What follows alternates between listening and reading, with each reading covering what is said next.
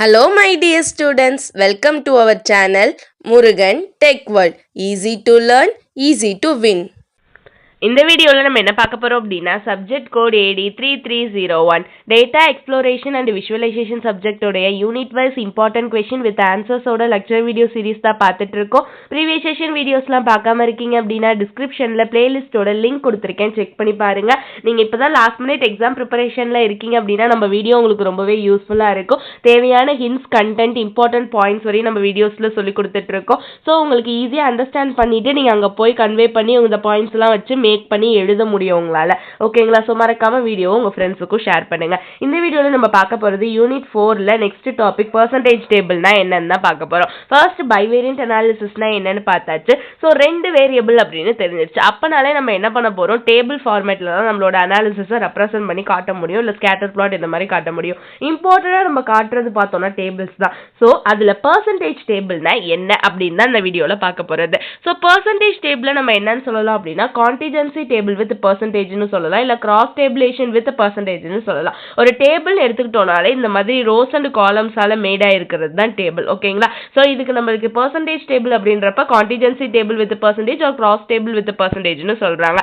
எதுக்காக அப்படின்னா ரெண்டு கேட்டகரி வேரியபிளுக்கு இடையில உள்ள ரிலேஷன்ஷிப் என்னன்னு சொல்லி ஈஸியா நான் சம்மரைஸ் பண்ணி காட்டுறதுக்கு, அதாவது சிம்பிள் தான் நான் எப்படி இருக்கு அப்படின்னு அந்த சிம்பிளஸ்ட் வேல நான் காட்டுறதுக்காக யூஸ் பண்றது தான் இந்த பெர்சன்டேஜ் டேபிள். ஓகேவா? சோ நான் என்ன பண்ணுவேன் அப்படின்னா compare the frequency distribution of the variable. என்கிட்ட இருக்க வேரியபிள் எந்த அளவுக்கு எந்த frequencyல கம்பேர் பண்ண முடியும். இங்க பாருங்க, இந்த மாதிரி இப்ப மேல்னா 20 சாட்டிஸ்ஃபைடா இருக்காங்க, 10 டிசாட்டிஸ்ஃபைடா இருக்காங்க, டோட்டல் 40. இந்த மாதிரி என்னால கன்க்ளூட் பண்ணி ஒரு விஷயத்தை சம்மரைஸ் பண்ணி காட்ட முடியுது பாத்தீங்களா வேரியபிள்ஸ்.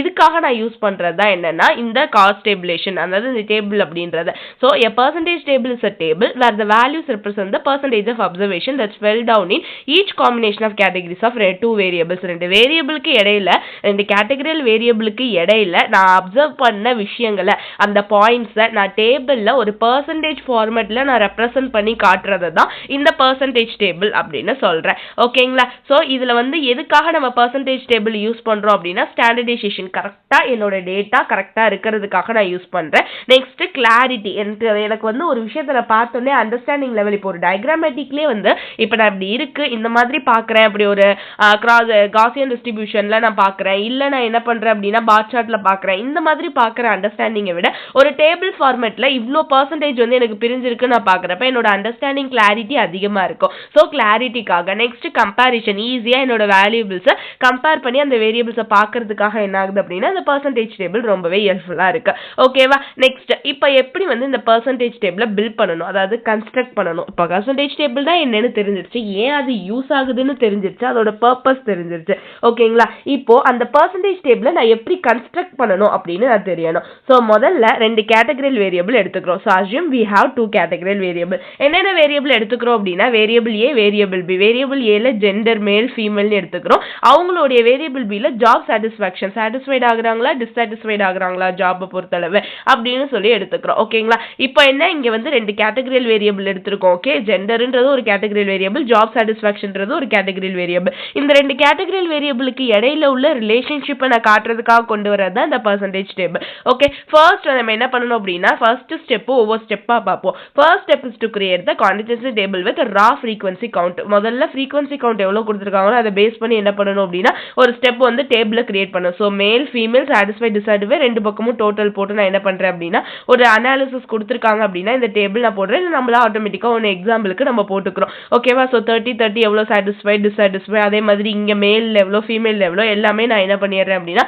அனாலிசிஸ்ல போட்டுறேன். இப்போ இந்த டேபிள செகண்ட் ஸ்டெப்ல என்ன பண்ணணும் அப்படின்னா பெர்சன்டேஜ் டேபிளா கன்வெர்ட் பண்ணணும். ஓகேங்களா?